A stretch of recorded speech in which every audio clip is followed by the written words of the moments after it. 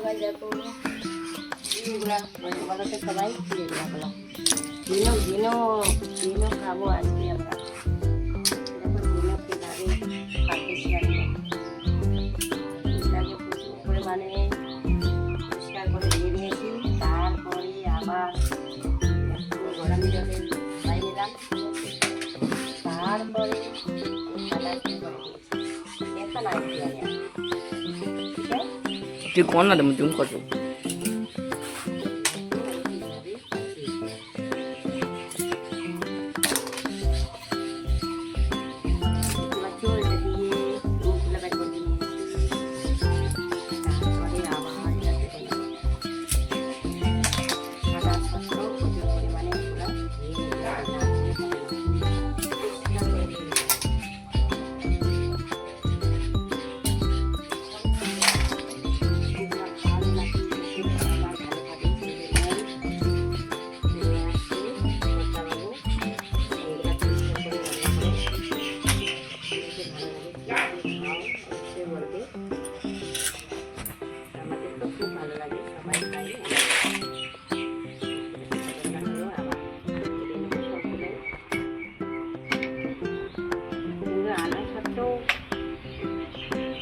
জলে ভিজিয়ে রাখতে হবে, 12 ঘন্টা রাখতে হবে। 12 ঘন্টা রাখলে তার সব নোংরাগুলো পরিষ্কার হয়ে যাবে। আবার দিতে হবে, না দিলে হবে না।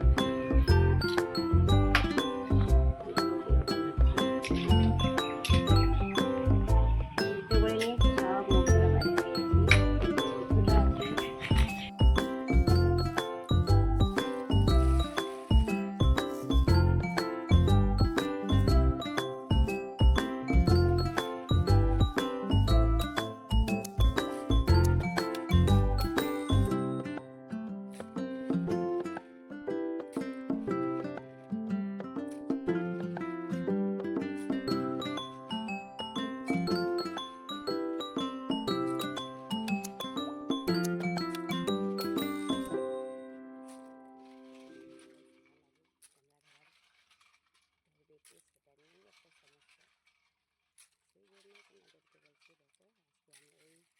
হ্যালো বন্ধুরা, দেখো আমি কিভাবে ঝিনুকগুলোকে পরিষ্কার করে নিচ্ছি। একবারে প্রচুর পরিমাণে ধুয়ে নিলাম, কারণ এখানে নোংরা থাকে বেশি পরিমাণে, সেই জন্যই পরিষ্কার করে একবারে ধুয়ে নিয়েছি। মানে হয় 4-5 বার ধুতে হয়। পরিষ্কার জল দিয়ে ধুলেই খুব ভালো হয়, কারণ না এগুলো জিনিস না খুব খেলে সব চোখের পাওয়ার ভালো থাকে। সেই জন্যই ঝিনুকে খাওয়াটা বেশি ভালো। তো সবাই বাইরে করে খায়, এগুলো বাইরে করে মাংসগুলো শুধু রান্না করে, কিন্তু আমাদেরকে সামান্য এটাই ভালো লাগে। সেই জন্যই আমরা এইভাবেই প্রচুর পরিমাণে ধোয়া হয়ে গেল। তারপরে আমি চলে আসলাম রান্না করে। পেঁয়াজ, আদা, রসুন বাটা, আদা বাটা, তেজপাত সবগুলো নিয়ে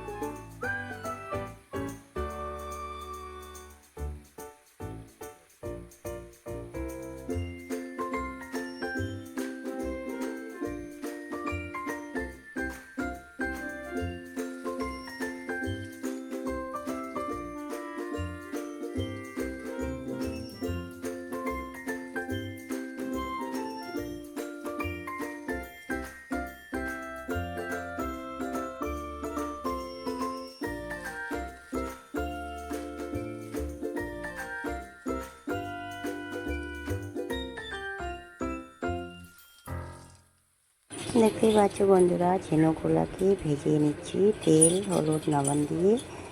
তারপরে দেখতেই পাচ্ছ ভাত যখন হয়ে যাচ্ছে তখন নাড়ানাড়ি করে দিলাম। সম্পূর্ণটাই একটু দেখতে পাচ্ছ কীরকম কালার হয়ে গেছে। তারপরে আবার ঝিনুকগুলো ভাজার পরে প্রচুর পরিমাণে জলটা বাইরে হয়েছিল, সেই জলটাকে একটু টেনে নিলাম। তারপর দেখতে পাচ্ছ সবাই কীভাবে রান্না করলাম। রান্নাটা দেখো, যদি ভালো লাগে তো অবশ্যই এইভাবে রান্না করে খেয়েও অবশ্যই ভালো করে দেখো। এখন আমি পেঁয়াজ রসুন দিয়ে সবগুলো দিয়ে রান্না করছি। দেখো তেল দিয়েছি কড়াইয়ের মধ্যে, তেল দেওয়ার পরে তারপরে আমি কী দিচ্ছি সবাই দেখো। এইভাবে ঝিনুকই রান্না করলে সত্যি খুব ভালো লাগে। তেলটা গরম প্রচুর পরিমাণে করলে তারপরে যদি পেঁয়াজগুলো ভেজে নেওয়া যায়। তারপরে পেঁয়াজ দিলাম, পেঁয়াজের পরে দেব রসুন লঙ্কার পেস্ট। তারপরে দিচ্ছি আমি কী দিচ্ছি সম্পূর্ণটাই দেখো। মানে বলে না যে নারীদের সবসময় কাজে থাকে, হাতে কাজ থাকে। তো বন্ধুরা দেখো কিভাবে রান্না করছি আমি ঝিনুকগুলো, অবশ্যই সবাই ভালোভাবে দেখে নিও। পেঁয়াজ দিয়েছি, পেঁয়াজগুলো ভেজে নিচ্ছি, তেজপাতা দিলাম। তো পেঁয়াজগুলো একবারে কালারটাই অন্যরকম হয়ে গেছে। দেখো বন্ধুরা, যদি অবশ্যই ভিডিওটি ভালো লাগে অবশ্যই লাইক কমেন্ট শেয়ার করতে বলবে না। এই যে আদা রসুন আর কাঁচা লঙ্কার পেস্ট দিয়ে দিলাম, কারণ খুব ভালো লাগছে। একটু ঝাল ঝাল না হলে ভালো লাগে বলো? আমরা একটু ঝাল দিয়েই সবজিগুলো রান্না করি, অবশ্যই খুব ভালো লাগে। পেঁয়াজগুলো সবগুলাই ভেজে নিতে হবে, ভেজে নিতে সত্যি খুব ভালো লাগে। কিন্তু পেঁয়াজটা আমি বেটে নিইনি, ঠিক আছে, শুধু হাতেই কেটে নিয়েছি। আদা দিলাম, আদা দেওয়ার পরে কিছুক্ষণ পরে দেখতে পাচ্ছ প্রচুর পরিমাণে কালার অন্যরকম হয়ে আসছে। তারপরে আমি কী দিচ্ছি একটু দেখে নিও, দেখতে পাচ্ছি। তারপরে দিয়ে দিলাম আমি হলুদ গুঁড়ো দিয়ে দেবো, জিরে মশলা দিয়ে দেবো, তারপরে দেবো লবণ। সবগুলাই দিয়ে মানে মেন হচ্ছে যে আলুটা ভেজে নেবো, আলুটাই সবচেয়ে হচ্ছে প্রিয়। দেখতে পাচ্ছ পেঁয়াজগুলো প্রচুর পরিমাণে ভাজা হয়ে গেল, সবগুলাই দিয়ে দিলাম যত মশলা আছে, হলুদ লঙ্কা গুঁড়ো। তারপরে দিয়ে দিচ্ছি আলু সেদ্ধগুলো দিয়ে দিলাম। তারপরে একটু ভেজে নিতে হবে, এই সবজি আলুটাই বেশিরভাগই ভেজে নিতে হবে ভালো করে। আলুটা ভালো করে রান্না করলেই সবজিটা খুব ভালো হয়। তারপরে দেখতে পাচ্ছি বন্ধুরা কি সুন্দর করে ভেজে নিলাম। তারপরে নিচ্ছি আবার এখানে লবণ দিচ্ছি, ঠিক আছে। লবণ দিয়ে দিলাম, ওই স্বাদ মতো দিতে হবে, তোমাদের যতটা লাগবে ততটা দিতে হবে। আর একটু কড়াইটা ধরার অসুবিধা হচ্ছে, সেই জন্যই দিতে হচ্ছে। প্রচুর পরিমাণে সবজিটা একবারে ভেজে নিলাম। সত্যি গাইস এইভাবে রান্না করলে সত্যি খুব ভালো লাগে। যারা যারা ঝিনুক খাও তাদের মধ্যে বলছি এরকম করে রান্না করে খায় খুব ভালো লাগে।